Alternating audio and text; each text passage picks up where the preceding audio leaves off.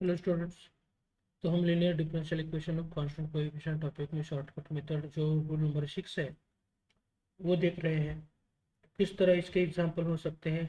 Solve D square plus 16 of y equal to x sine 3x plus 2 to 2x plus 16। अब इसका जो solution है किस तरह होने वाला है यह भी यहाँ देखने वाला। तो इसमें पहले मुझे गिवन डिफरेंशियल इक्वेशन जो है वो एज इट इज यहाँ लिखना है। अब इसमें मुझे क्या करना है, ये जो डिफरेंशियल इक्वेशन है इसमें जब y का कोएफिशिएंट है डी स्क्वायर प्लस 16 जब जीरो के साथ इक्वेट करेंगे तो ये क्या मिल जाएगा, हमारा एक्सिलरी इक्वेशन मिल जाएगा। लेकिन इसका यूज करके आप भी देख सकते हैं, जब डी स्क्वायर प्लस 16 है तो 16 भी हम कैसे लिखने वाले हैं, 4 का स्क्वायर ऐसे लिख सकते हैं। और बहुत बार इस तरह के एग्जाम्पल हमने देखे हैं। तो ये किस तरह हम D square plus A square is equal to D plus I into D minus I A होता है। और ये सब सिंप्लीफाई करने के बाद डी की जो वैल्यू है वो डी की वैल्यू किस तरह होने वाली है वो भी आपको पता है। इज इक्वल टू क्या हो जाएगा, प्लस और माइनस 4i, ये दो वैल्यूज आने वाले हैं। तो ये जो रूट्स है वो रूट्स के बारे में हम क्या कह सकते हैं, दीज रूट्स आर इमेजिनरी। तो ये जो रूट्स है वो इमेजिनरी रूट्स है। तो हमारे यहाँ इमेजिनरी रूट के रिलेटेड किस तरह का कॉम्प्लीमेंट्री फंक्शन होता है वो भी आपको देखना है और उसके हिसाब से हमें कॉम्प्लीमेंट्री फंक्शन लिखना है।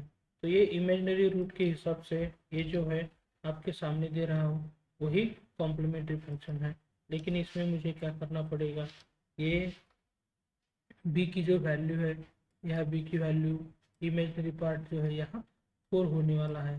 तो ये बी की वैल्यू क्या होने वाली है, फिर 4 होने वाली है। और इसी तरह हम क्या कर सकते हैं, ये जो कॉम्प्लीमेंट्री फंक्शन है ये कॉम्प्लीमेंट्री फंक्शन फाइंड आउट कर सकते हैं। अब ये कॉम्प्लीमेंट्री फंक्शन होने के बाद ये जो फॉर्मूला है आपके सामने पर्टिकुलर इंटीग्रल का फॉर्मूला है। तो किस तरह हम पर्टिकुलर इंटीग्रल के आइडिया यूज करते हैं आपको यहाँ अच्छी तरह देखना है। अब इसमें ये जो एफ ऑफ डी है, एफ ऑफ डी की जगह मुझे क्या करना है, डी स्क्वायर प्लस 16 लेना है। तो यहाँ एफ ऑफ डी की जगह मैंने डी स्क्वायर प्लस 16 लिया है। फिर ये जो इतना सारा पार्ट है, इतना सारा पार्ट को हम क्या करने वाले हैं, एक्स ऑफ एक्स जो है उसके जगह लेने वाले हैं। लेकिन ये प्लस माइनस में है तो यहाँ हम क्या कर सकते हैं, हर एक पार्ट को ये जो 1 डी स्क्वायर प्लस 16 है यहाँ ऑपरेट कर सकते हैं। तो मैंने 1 D square plus 16 x sine 3x पे अप्लाई कर दिया है। अब यहाँ ये दोनों जो पार्ट है इन दोनों पार्ट को हम एक ही कंसिडर करेंगे। तो यहाँ इन दोनों पार्ट को भी मुझे क्या करना पड़ेगा, 1 डी स्क्वायर प्लस 16 अप्लाई करना पड़ेगा। तो इसी तरह आपको ये जो 1 F of D operator plus sign है तो अलग अलग ऑपरेट करना पड़ता है। तो यहाँ आप देख सकते हैं ये दोनों अलग अलग रूल्स से ये सॉल्व होने वाले पार्ट है। तो हमें क्या करना पड़ेगा, ये जो पहला पार्ट है इस पहले पार्ट को हम P1 मान रहे हैं और ये जो दूसरा पार्ट है इस दूसरे पार्ट को हम क्या मानने वाले हैं, P2 मानने वाले हैं। तो हमें यहाँ ये जो P1 और P2 दोनों को सेपरेट सेपरेट सॉल्व करना पड़ेगा। तो हम यहाँ थोड़ी देर तक ये जो इक्वेशन है इसे इक्वेशन नंबर 2 कहने वाले हैं। तो हमारा जो टारगेट होगा ये इक्वेशन 2 सॉल्व करने का होगा। तो ये particular integral is equal to क्या होने वाला है, P1 प्लस P2 होने वाला है। ये भी आपको अच्छी तरह समझना होगा, नहीं तो आप गलती से क्या कर सकते हैं, पहला सिर्फ P1 ही फाइंड आउट कर सकते हैं करके आपका कंप्लीट पर्टिकुलर इंटीग्रल है ऐसा आप कंसिडर कर सकते हैं। लेकिन ये क्या हो जाएगा, गलत हो जाएगा। तो ये जो P1 है P1 के लिए मैं क्या लेने वाला हूँ, इसी तरह ये जो आइडिया है 1/d² + 16 of x sine 3x लेने वाला हूँ। अब ये जो आइडिया है ये रूल नंबर 6 जैसे है, आप यहाँ देख सकते हैं x into v of x जैसी ही आइडिया है। तो यहाँ हमें क्या करना है, किस तरह इसका सिंप्लीफिकेशन करना है। तो यही फॉर्मूला यहाँ P1 जो है P1 के लिए हम यूज़ करने वाले हैं। तो देखते हैं किस तरह आपका P1 जो है वो P1 हो रहा है। तो यह जो एफ ऑफ डी है, एफ ऑफ डी की जगह डी स्क्वेयर प्लस 16 आने वाला है। तो ये जो एफ ऑफ डी है उसके जगह मैं क्या ले रहा हूँ, डी स्क्वेयर प्लस 16, और यहाँ भी मुझे क्या करना पड़ेगा, डी स्क्वेयर बाय 16 लेना पड़ेगा। लेकिन यहाँ एफ डैश ऑफ डी है, मीन्स डी स्क्वेयर प्लस 16 का जो डेरिवेटिव है वो हमें यहाँ न्यूमरेटर में लेना पड़ेगा। तो ये डी स्क्वेयर प्लस 16 का डेरिवेटिव 2d हो जाएगा। लेकिन यहाँ आप देख सकते हैं ये जो साइन 3x है वो साइन 3x को क्या करना पड़ेगा, मुझे यहाँ लेना पड़ेगा। अब यहाँ आप अच्छी तरह देखेंगे तो ये एक ही जगह क्या है, 3x है। तो ये इसी तरह आपको क्या करना है, सिंप्लीफाई करना है। अब यहाँ थोड़ा सा मुझे ये अच्छी तरह करना है, इसलिए ये इसी तरह ले रहे। अब ये जो पार्ट है इस पार्ट में हम क्या करने वाले हैं, P1 ही पार्ट लेते हैं। तो ये जो P1 का पार्ट है इसमें जो रिप्लेसमेंट होने वाला है ये ट्रिगोनोमेट्रिक साइन है। तो ट्रिगोनोमेट्रिक साइन फंक्शन के लिए किस तरह का हम रिप्लेसमेंट करते हैं ये तो आपको पता ही है।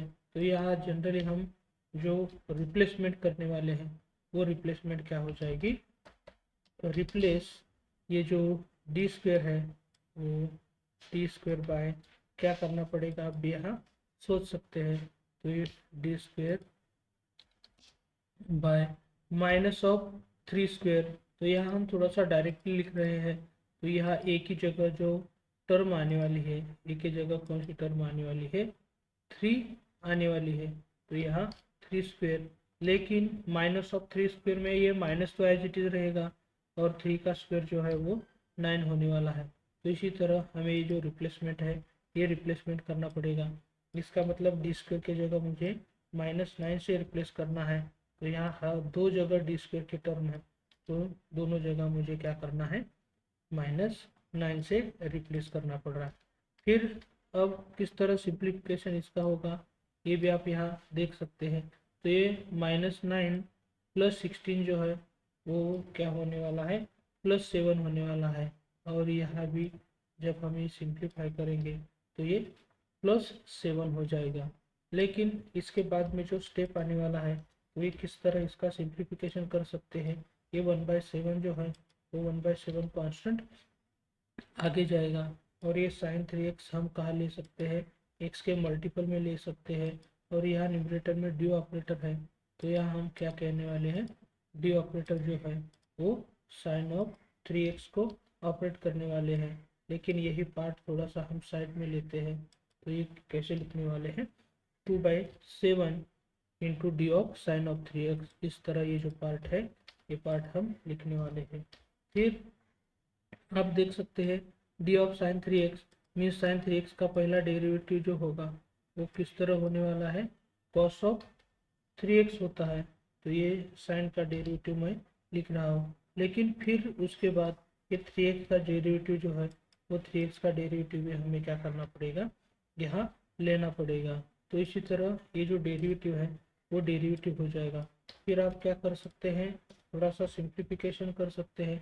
तो ये किस तरह सिंप्लीफिकेशन होगा, ये हाँ जब 7 हम पहले ये 3 का मल्टीप्लिकेशन 2 के साथ करते हैं तो ये 3 इंटू 2 क्या होने वाला है, 6 होने वाला है। और फिर यहाँ ये जो पार्ट हो जाएगा ये पार्ट इसी तरह होने वाला है। फिर हम क्या कर सकते हैं, एलसीएम ले सकते हैं। तो यहाँ एलसीएम लेने के बाद पहली जो टर्म है वो पहली टर्म क्या बन सकती है, यहाँ 7 टाइम्स 7x साइन 3x, यहाँ थोड़ा आपके सामने चेंजेस ही कर देता हूँ। तो ये एलसीएम लेने के बाद आपका ये जो पार्ट है ये पार्ट ये माइनस लेके यहाँ माइनस लेके मैं ये जो पार्ट है वो कहाँ ले सकता हूँ, यहाँ न्यूमरेटर में ले सकता हूँ ये। तो यहाँ थोड़ा सा मैंने भी प्रॉब्लम कर दिया है। तो ये 6 के मल्टीपल में होना चाहिए। इसी तरह आपका क्या हो जाएगा, एलसीएम हो जाएगा। लेकिन जब ये 7 इस 7 के साथ अप्रोच हो जाएगा तो 7 इंटू 7 49 हो जाएगा। और इसी तरह ये जो न्यूमरेटर का पार्ट है वही न्यूमरेटर का पार्ट सिर्फ कहाँ रहने वाला है, यहाँ रहने वाला है। तो ये जो आपके सामने पार्ट है यही पर्टिकुलर इंटीग्रल P1 है और इसे हम यहाँ अच्छी तरह दिखा रहे हैं। तो ये आपका P1 का जो पार्ट है, P1 का तो पार्ट तो कंप्लीट हुआ है, लेकिन दूसरा भी पार्ट हमें फाइंड आउट करना है कि जो P2 है। तो यहाँ आप देख सकते हैं P2 इज इक्वल टू क्या है, इसी तरह पार्ट जो है वही पार्ट हमें क्या करना पड़ेगा, यहाँ लेना पड़ेगा।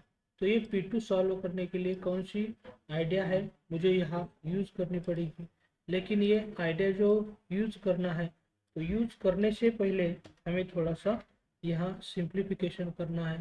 तो फिर ये किस तरह सिंप्लीफिकेशन होगा ये भी आपको अच्छी तरह दिखना है। यहाँ कौन सा भी नंबर ए है वो e⁻log a लिख सकते हैं। तो यहाँ फिर हम यहाँ जो ए नंबर है ये किस तरह लिखने वाले हैं, यहाँ आपको देखना है e⁻log of a लिखने वाले हैं। तो ये इसी तरह 2⁻2⁻x है, हम यहाँ लिख सकते हैं। ये भी आपको अच्छी तरह समझना है। अब ये जो 16 है वो 16 को भी हम कैसे लिखने वाले हैं, एक्सपोनेंशियल के फॉर्म में। तो ये e⁻, क्या होने वाला है, 0x होने वाला है। ये भी आपको अच्छी तरह समझना पड़ेगा, क्योंकि e⁻, कोई भी नंबर पावर 0 है तो ये क्या हो जाता है, 0 हो जाता है। तो इसके हिसाब से हमें क्या करना पड़ेगा, ये सिंप्लीफिकेशन करना पड़ेगा। फिर थोड़ा सा और सिंप्लीफाई करना है, यहाँ पावर में लॉगरिथम के रूल यूज़ करेंगे। तो यहाँ ये जो पावर 2x है वो पावर 2 क्या हो जाएगी, यहाँ सामने आने वाली है। तो यहाँ क्या हो जाएगा, ये 2x इंटू लॉग ऑफ 2 हो जाएगा, और ये तो पार्ट है ही। अब इसके बाद मुझे और थोड़ा सा सिंप्लीफिकेशन कैसे करना है, ये 2 को हम फिर ये जो 2² है 2² करके यहाँ क्या हो जाएगा, log ऑफ 4 हो जाएगा। तो आप यहाँ देख सकते हैं log 4 यहाँ हमारे लिए कांस्टेंट है। तो यहाँ क्या होने वाला है, x जो है वो वेरिएबल है, हम इस साइड में लिखने वाले हैं। और इसी तरह आपको ये सिंप्लीफिकेशन करना पड़ेगा। फिर जो मुझे ये 1/t² + 16 जो ऑपरेटर है वो कहाँ कहाँ अप्लाई करना पड़ेगा, इन दोनों स्टेप पे टर्म पे अप्लाई करना पड़ेगा। इसी तरह अब यहाँ मुझे ये जो ओपन ब्रैकेट दिख रहा है इसकी कोई भी ज़रूरत नहीं है।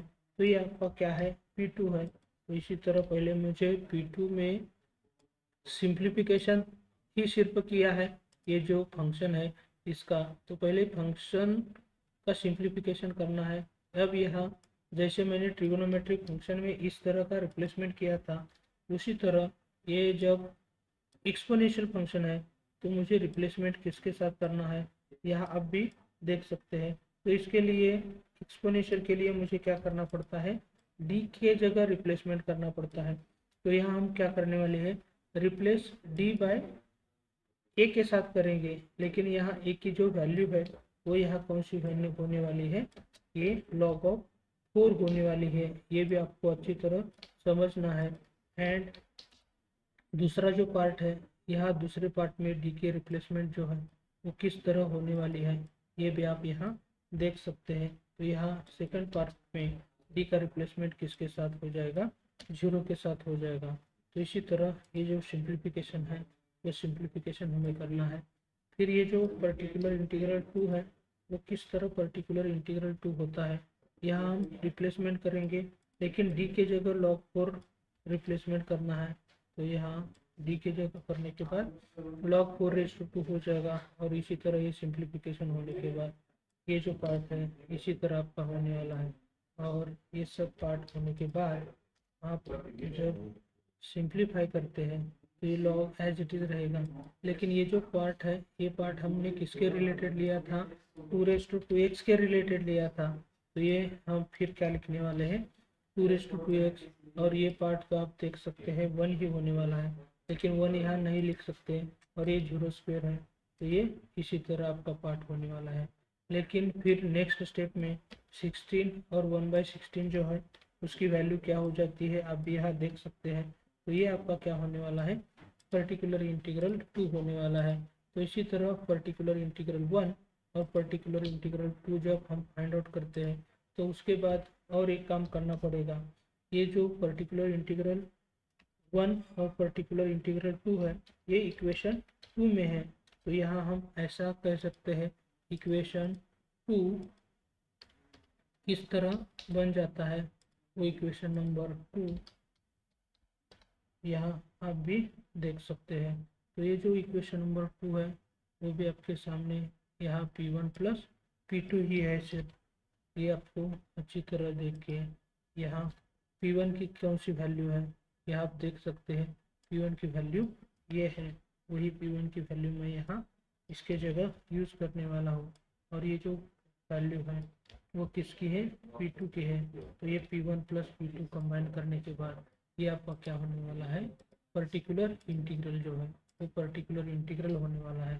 फिर हम क्या कर सकते हैं, ये जो कंप्लीट सॉल्यूशन है इसमें CF प्लस PI होगा, लेकिन CF मीन्स कॉम्प्लीमेंट्री फंक्शन जो है वो किस तरह होने वाला है, C1 plus C1 cos 4x plus C2 sin 4x, ये क्या होने वाला है, यहाँ कॉम्प्लीमेंट्री फंक्शन होने वाला है। और पर्टिकुलर इंटीग्रल एक किस तरह हो रहा है आप यहाँ देख सकते हैं। तो इसी तरह आपका ये क्या होने वाला है, complete solution of given differential equation होने वाला है। तो यहाँ थोड़ा सा ये जो रिमेनिंग पार्ट है ये +1 मैंने यहाँ नहीं लिया है, तो यहाँ आप ये 1 लिखने के बाद आपका ये क्या होने वाला है, complete solution of the given differential equation होने वाला है।